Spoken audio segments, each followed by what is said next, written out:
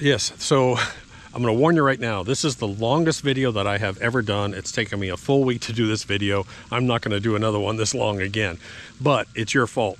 So I asked you guys to ask questions on what you wanted me to cover in this video. So I had to cover a whole bunch of subjects. And what I'm going to do is I'm going to timestamp so you can go subject by subject, skip whatever you want, watch whatever you want. So it's all timestamped down below. Next, I guarantee you I'll forget to put product links up. And so both, I think, on my website and on the new savageprepping.com, you can go to either one, and I should have links there. If I forget, please remind me that, hey, Doc, can you put a link for this? Because I forget. Next, finally, the final conclusion here is instead of spending $3,000, $4,000, $6,000 on one of these big generators, 13, 16,000 watt generators that you see, I'm going to take you in a different direction. Yes, buy a bigger generator, but buy the cheapest one you can find. You can find them for about 900 bucks. That'll be a big one. But then find one that's a fuel miser, a little small one that'll run critical parts. And that's sort of the conclusion to this whole video. And I cover that a lot on the end after all the subjects about plugs and safety and all that kind of stuff. So that's what I'm talking about. If you're gonna spend money on a generator, don't spend thousands of dollars on one of these massive generators. That's my opinion. We've learned this. We should have learned this through Hurricane Helene.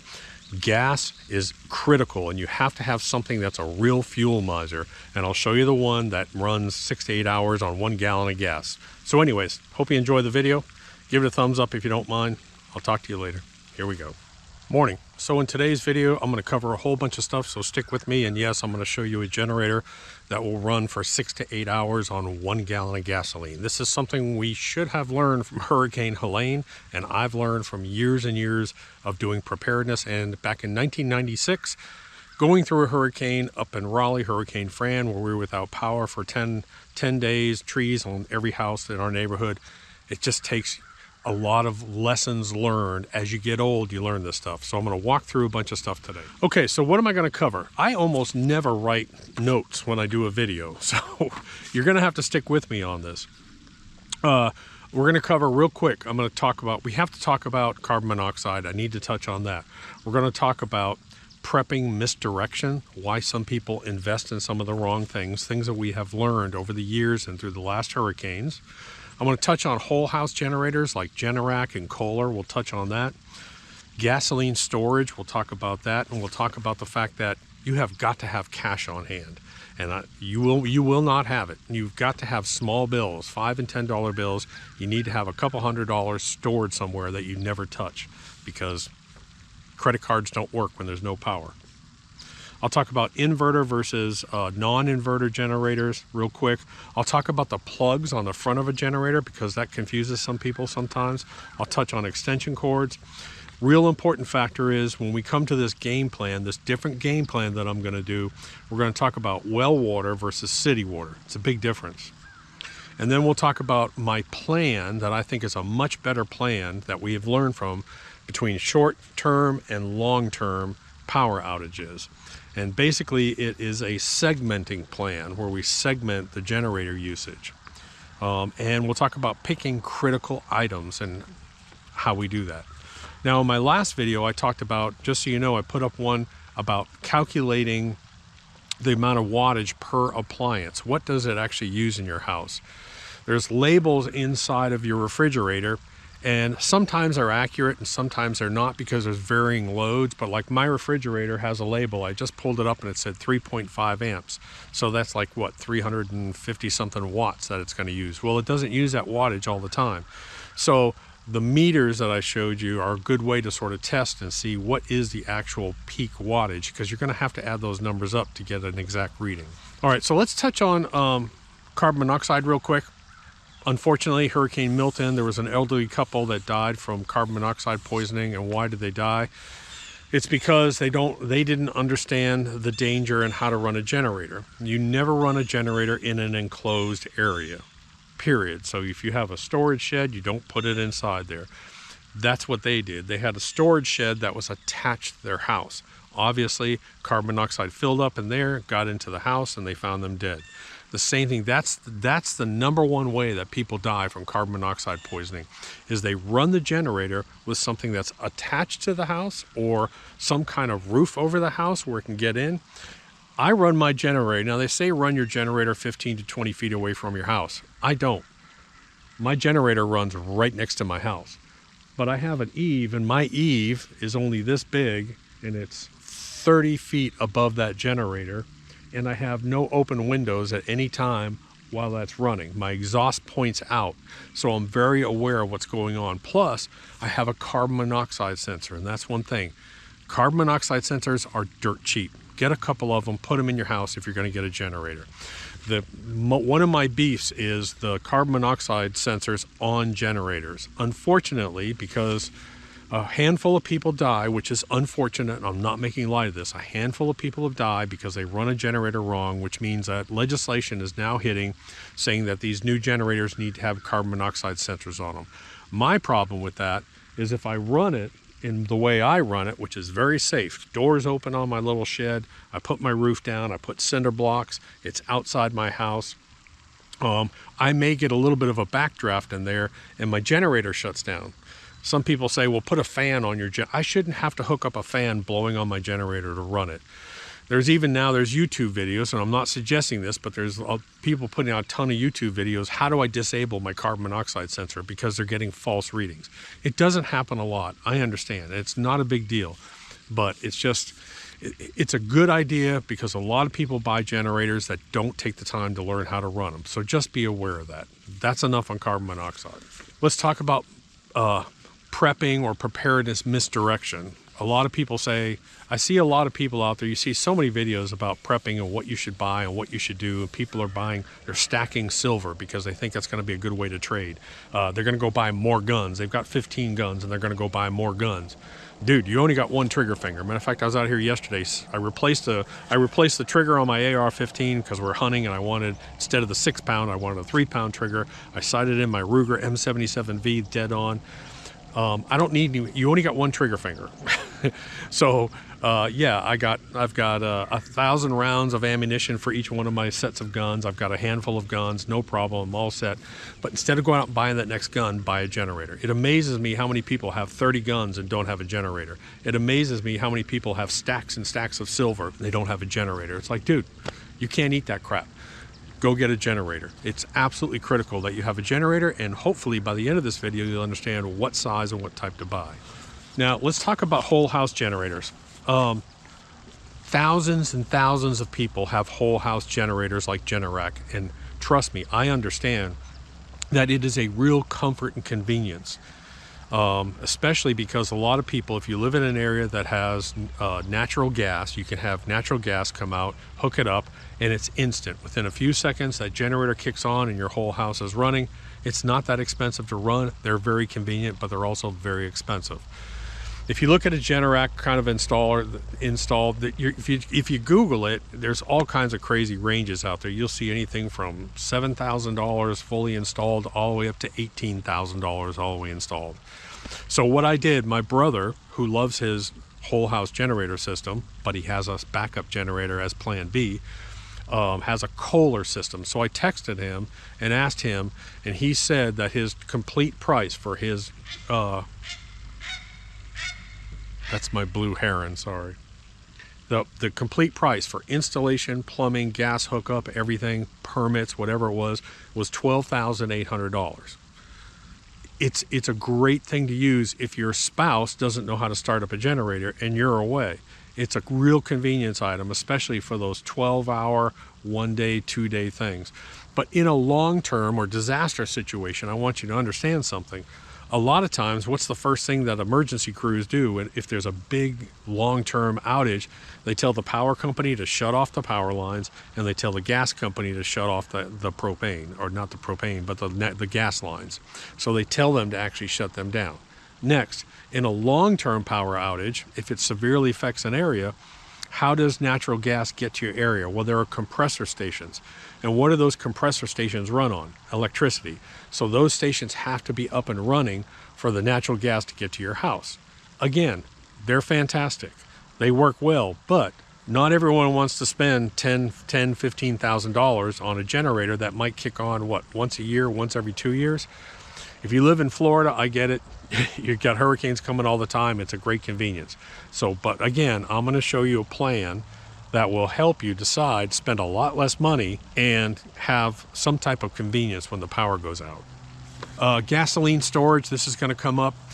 The best gas to store obviously is ethanol free. Ethanol is one of the culprits, water is one of the culprits, but gasoline long term, and I'm talking long term, like after 18, 24 months, goes through a process called phase separation on the gasoline. It's not so much about the water, it's not so much, it's phase separation.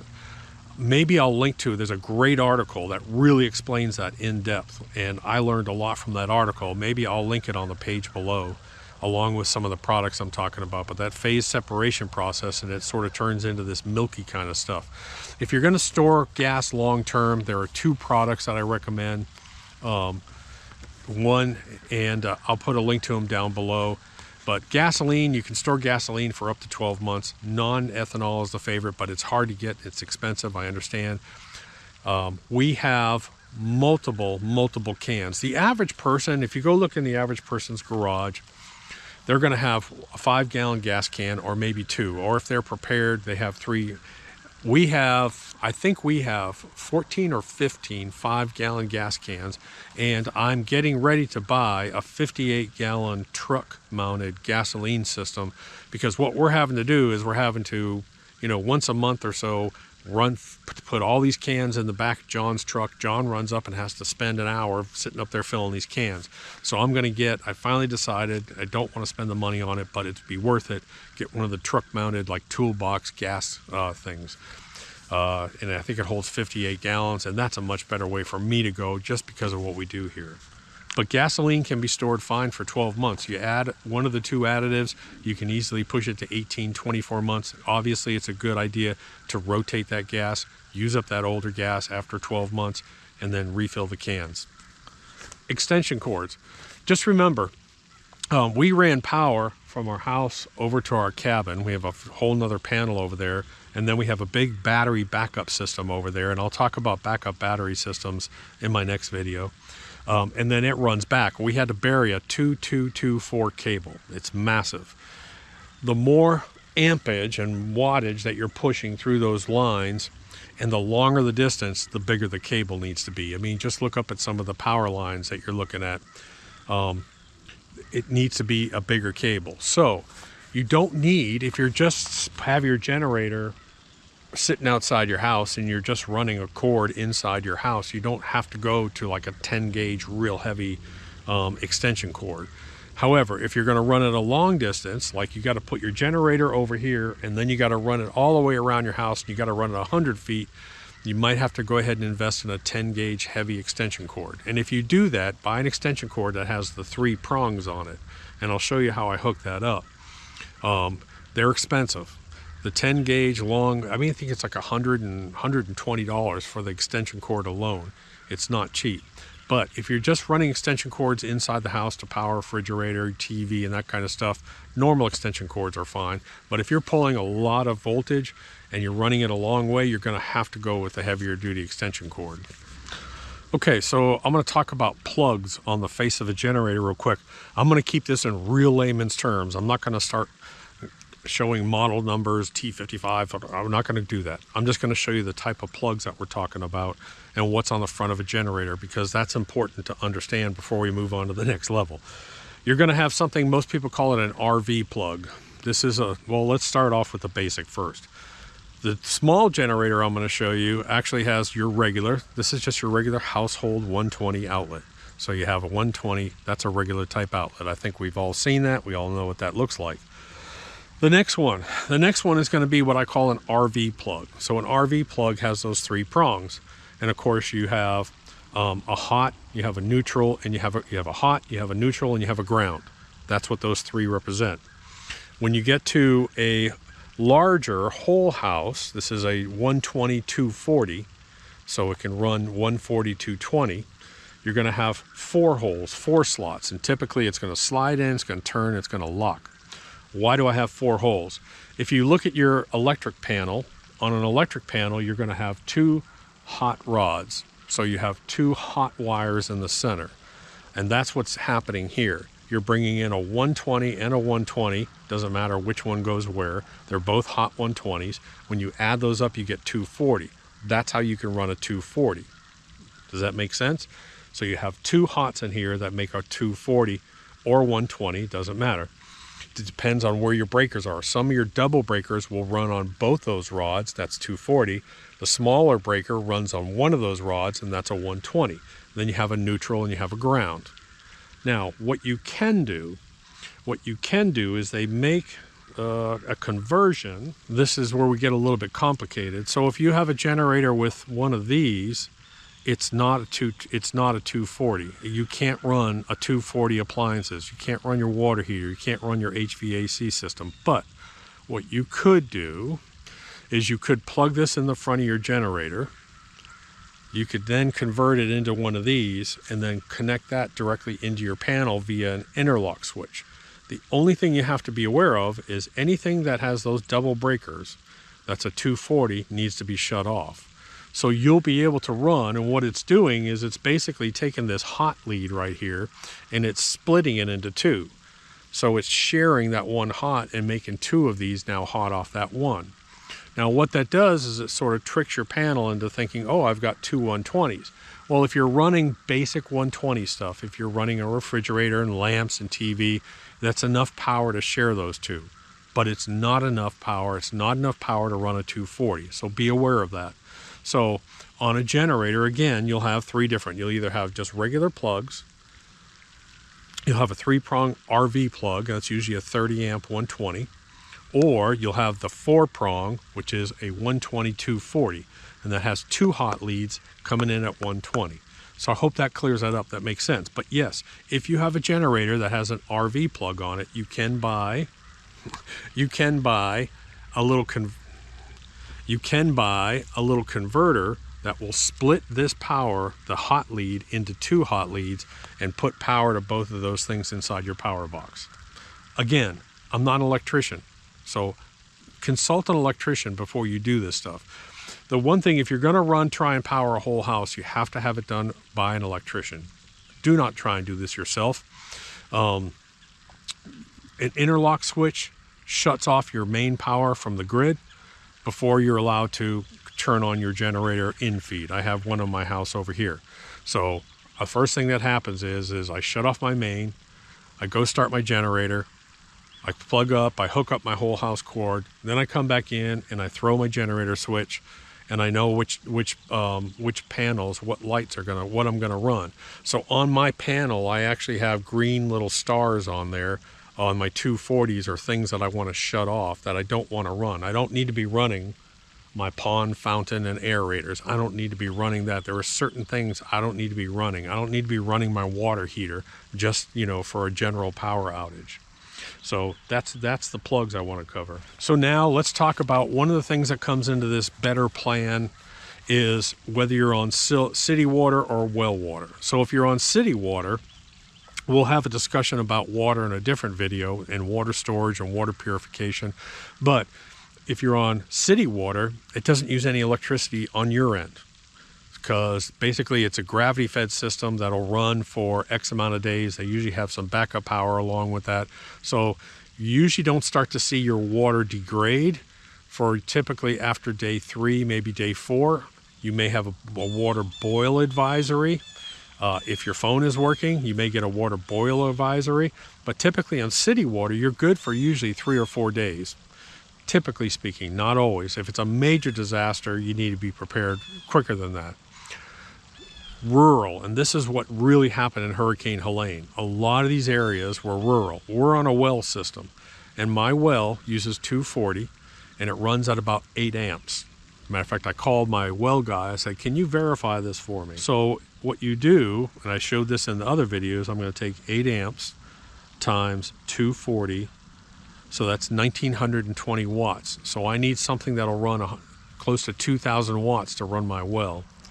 So it's important to understand that if you are on well, and I really don't understand a lot of people, I don't understand why people that live rural and have the resources to do this don't have a generator big enough to actually run their well system.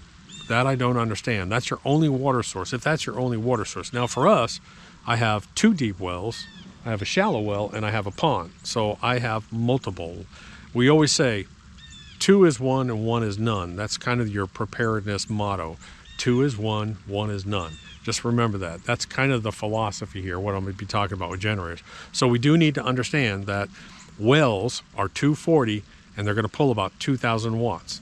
So a small little generator is typically not going to be able to power that. You're going to have the split sort of design that I'm talking about that we're going to go over. Okay, so let's touch on inverter versus non-inverter generators.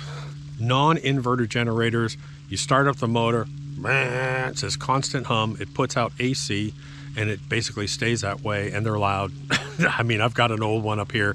It just, I used to have a storm generator that was like 10,000 watts. Man, that thing was loud as a tank. That's a regular generator. The motor runs, puts out AC, that's basically it. Inverter. Inverter generators converts the raw AC power from the engine into DC power, then back to AC power using an electronic inverter.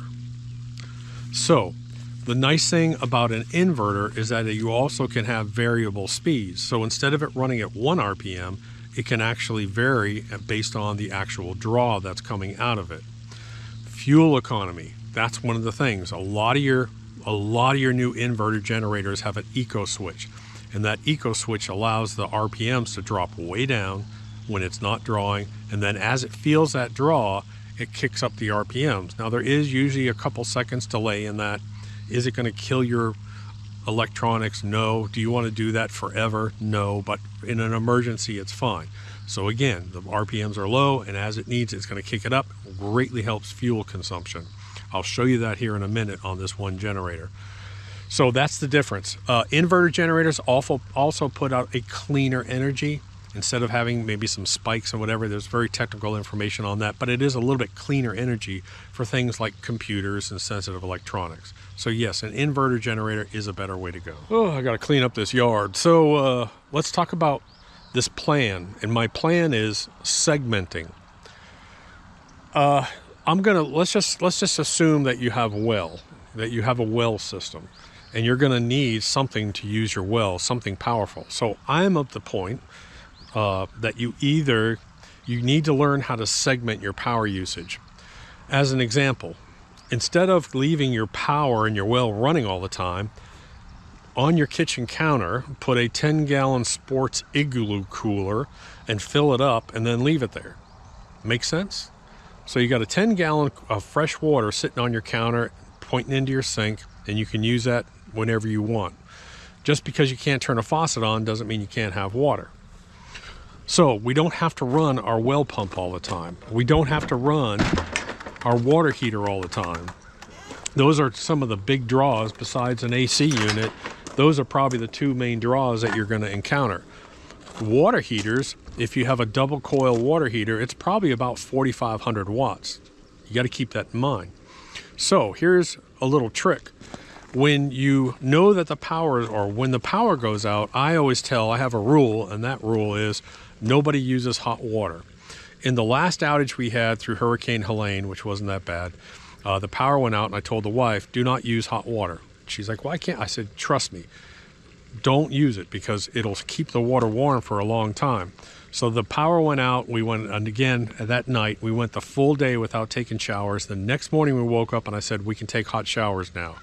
So that's what, a day and a half later, we were able to take hot showers because the water heater will keep hot water warm for a long time. So what you can do is you can segment. You can turn on your well, make sure that your bladder's all filled up, make sure that your hot water tank is filled up, shut off your well, then you can turn your hot water heater on. Turn your hot water heater on for 20-30 minutes, get hot water, shut the water heater off. Now go turn the well back on. Now you can take hot showers, or you can do dishes or whatever you want. Because that tank, most people have about a 60-gallon tank. That's a lot of hot water sitting there. So you can segment. You don't necessarily have to run the 2 of them together, because now you got 4,500 watts plus 2,000 watts. That's 6,500 watts that you're going to need to run the both. And you may need a light to see what you're doing in the shower as well too. So learn how to segment. I know that seems crazy, but in a long-term outage, let me tell you what, If you've been without power for 3, 4, or 5 days, a hot shower is the most amazing thing in the world. And if you learn how to segment, you can buy a lesser generator, which will use a lot less energy. So let me show you this over here. I've had this for quite a while now. This is available on Amazon. This is actually, I think Ryan put this together for me. What I like about this, oh, there's a little frog on the side. What I like about this is it has the hydraulic hinges and the door stays up. It has a little lock down here. So I pull this open. Let's hope there's not a snake in here. But this is my little setup here. And so what I do is I keep a couple gas cans here with long-term storage in them. And I always also have blocks. So I have cinder blocks here that can't be moved by the wind because those doors will close to the wind. So I block both doors open. I start my generator, the exhaust, I point the exhaust outward. And then what I do is I close this down, and now my generator is shielded from the rain. This is a great way to run it. Fantastic way to run it. Again, I don't have any open windows. I don't have any way for carbon monoxide to get in the house. Even the eaves up here, that's a solid eave up there. It doesn't even have vent holes in it. So I'm completely safe out here. Even though my generator is not 12, 15, 20 feet away from my house, I know this is safe. And I have carbon monoxide sensors in the house. Now, there's a whole house connection plug there. That is, this is the male end of it, and the male end is never hot. The male end plugs into the female, which is always hot. So you put it in and you turn it on the generator. That goes inside my house into my main panel in here with an interlock switch. So I have to shut off the main before I can turn on the generator. Now, I have a little bit more complicated system, and I'll be showing this in another video. So once I get everything ready, what I can do now is I can go like this, I can go down, and I have my gas generator. Or I can go up and I can use, way over there in the cabin, I have a massive backup battery system that I can use backup battery system. And we have solar panels and storage that eventually we're gonna do a ground mount system out here to have solar. Now some people say, Doc, why don't you just go completely off grid?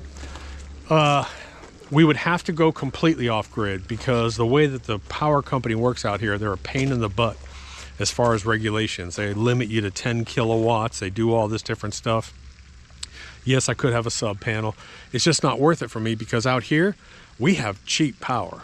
You're gonna freak out when you hear my power bill. Last month, because it was nice and cool, we weren't running the AC unit, I have 2 meters. I have a meter up at the barn and I have a meter at the house. My entire power bill for the entire month for this place, I want to say was probably about $170 for the entire thing. And that's with my aerators and power fountain running all the time, spotlights on all night long, lights up on the barn. So our power here is cheap. It does return on investment for me. When I looked at it, I was like, because I have real cheap power, it didn't make sense for me to actually go off grid or do solar. I mean, it's not worth the expense for me. So that's why we did the emergency backup with the EcoFlow, which I'll be showing you. And in a second here, I'll also show you a smaller one. So that's a good little setup. If you don't have something like that, you know, you can get a piece of plywood. They make generator tents. The problem with the generator tents is my concern is that you're going to get false CO alerts. What you can do, and I've done this before, is just get a piece of plywood and just slant a piece of plywood over your generator, put a cement block on it, try and keep rain off of it. But the one thing you don't want to do is you don't want to put that generator like on a sun porch that is connected directly to your house. That's where a lot of people make that mistake. And then they leave the patio door open, the carbon monoxide goes inside, so you just got to be careful. So that generator I think is about rated up to about 7,500 watts. And so that actually allows me to run a well pump. It allows me to do the segmenting plan. I can run my water heater, whatever, sparingly, but I can also, if I want, I can leave my well on, plus run some other stuff inside, refrigerator and that kind of stuff, and not worry about it. That's segmenting. So understand, that's why it's important to understand what amps are being drawn by what's in your house and how you can size your generator. Now, I will say this, the majority of people don't need a big generator. The majority of people just want to run a few things, and this is what I wanted. This is my critical plan part. The critical plan part is you need to go through and say, you realistically need to say, I'm going to lose power for 7 days. And if I'm going to lose power for 7 days, what are the critical items that I want to make sure run? One, of course, is your refrigerator. Two might be some LED light bulbs. Do not use incandescent. Go switch over to LED light bulbs, because an incandescent 60 watt uses 60 watts. A regular LED light bulb uses anywhere from 5 to 9 watts. Get some LEDs. LED light bulbs. So you got your refrigerator, a few light bulbs, TV, Wi-Fi, internet, charging stuff, whatever. With all that running, you're probably still only at about maybe 800 watts, 900 watts. So you don't have to have a big generator, and you can really look for ones that are have a high level of fuel economy. Now, let's say you have a well system. So let's say you have a well. I believe what you should do,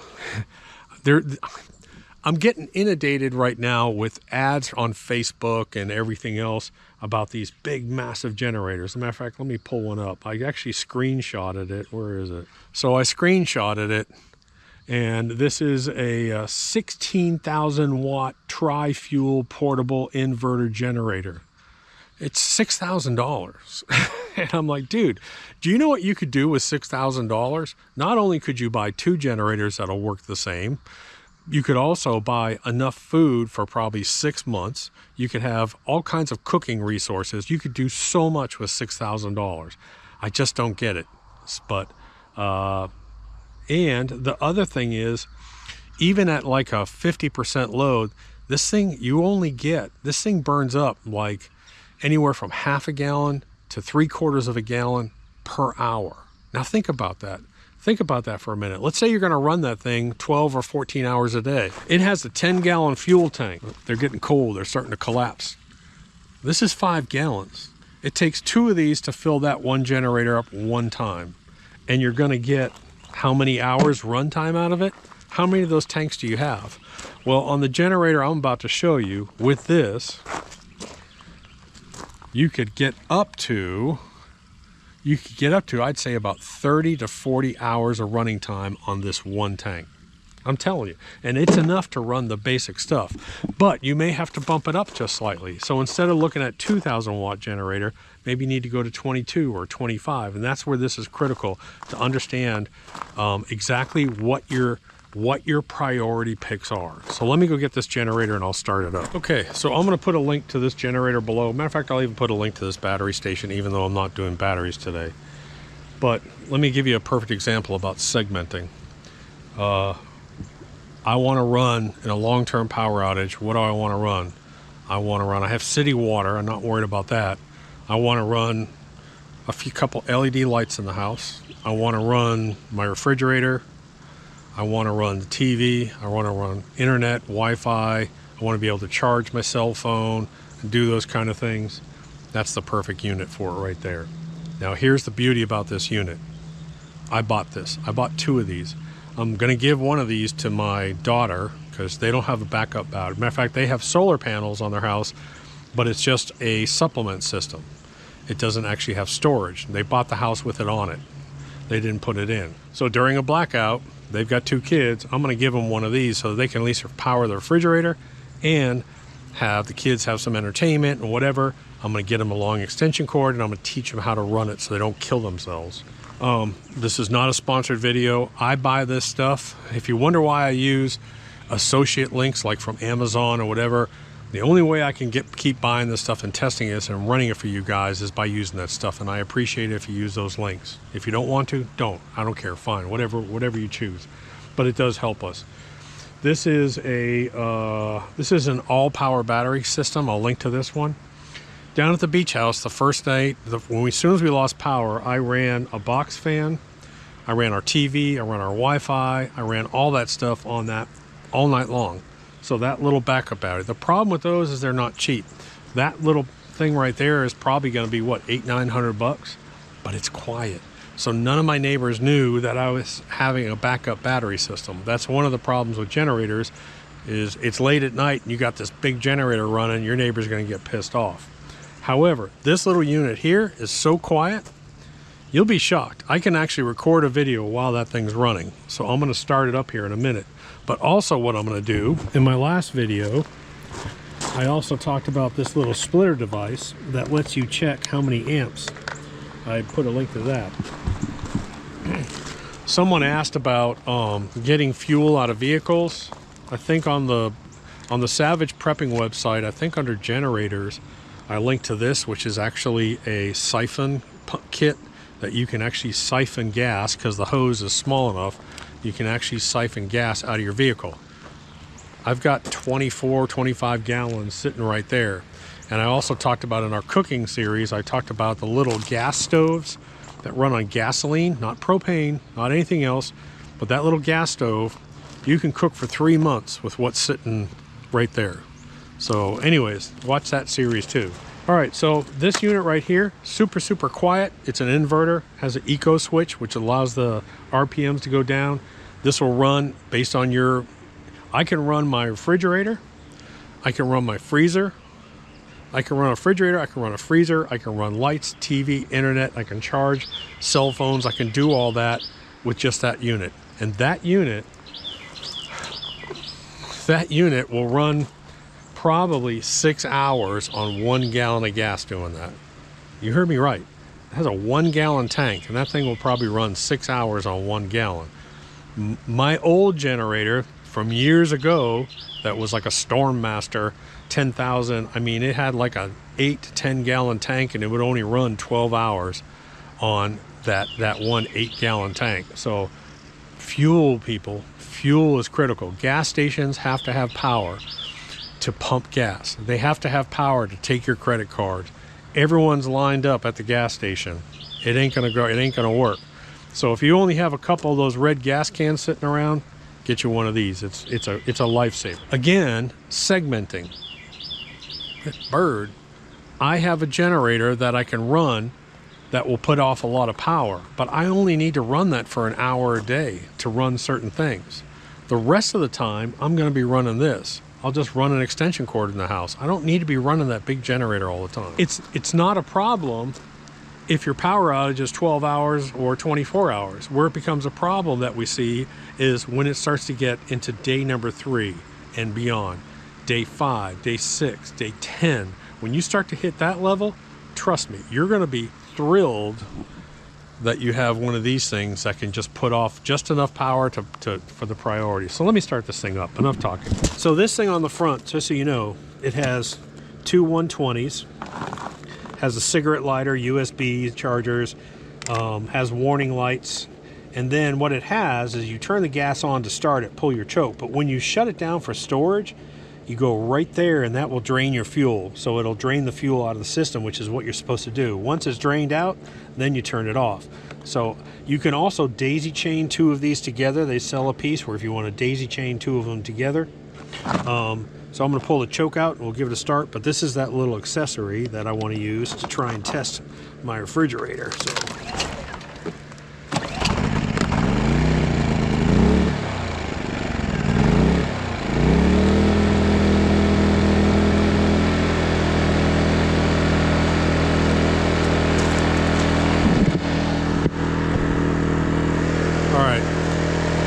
So So I'm standing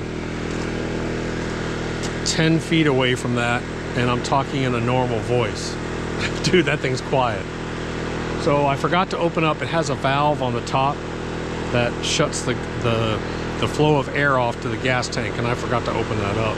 Plus I had drained that. Yesterday when I ran it, I actually drained all the fuel out of the system. That's why it took several pulls. But let's put it in eco mode.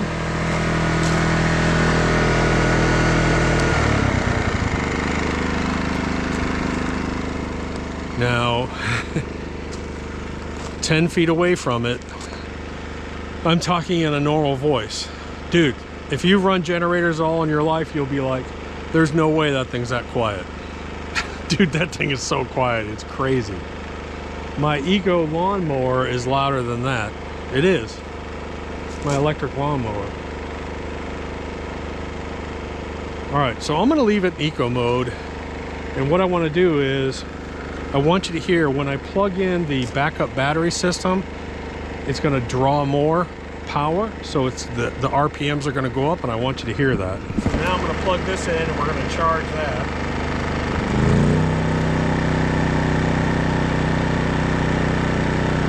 Bumped up a little bit.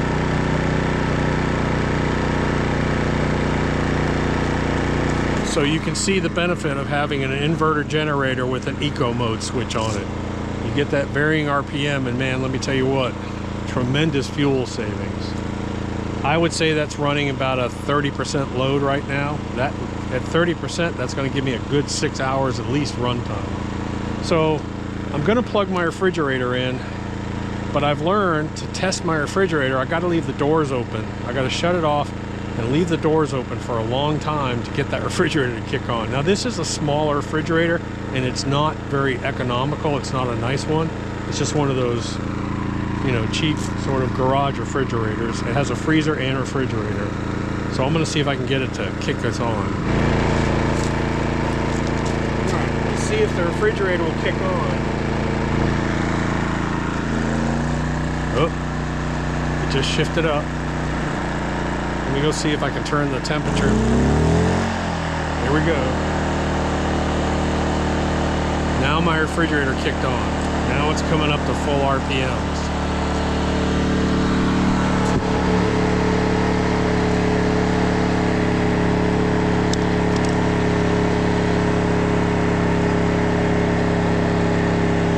So it's still amazing to me that I can record a video being 2 feet away from a generator that's running a refrigerator and charging that power station.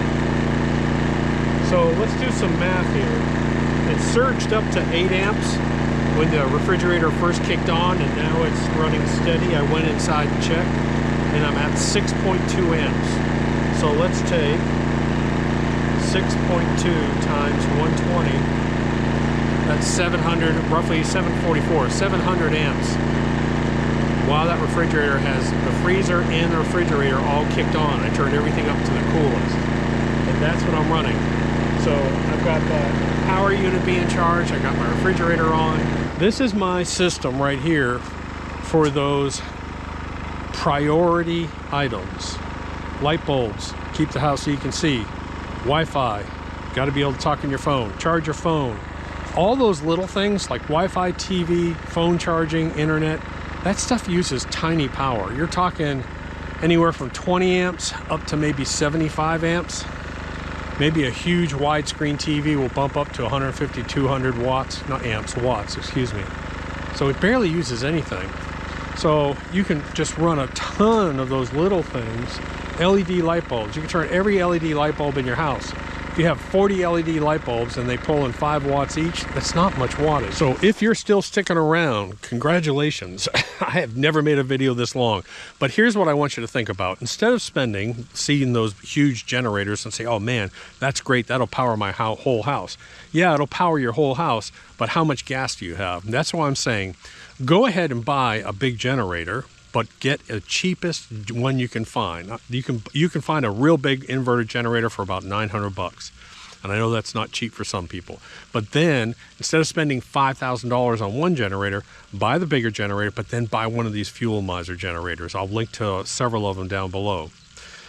That's the way to go. So you can take an hour or two in the morning, get everything done. Everyone take showers, do your cooking, do whatever you have to do on your big generator, run your well, and then shut it off. Now go over to the fuel miser, and then all night long you can run that fuel miser. Does that make sense? That's what a lot of people in Hurricane Helene, that's what we learned, is that one of the major problems was generators, no availability, gas, no availability. Just a little preparation will help. Hope you subscribe to the new Savage Prepping channel. I will be putting extra stuff up on there. If you're looking for the products, I guess over on savageprepping.com. I'm trying to get it organized. Hope this video helped you guys. Doc.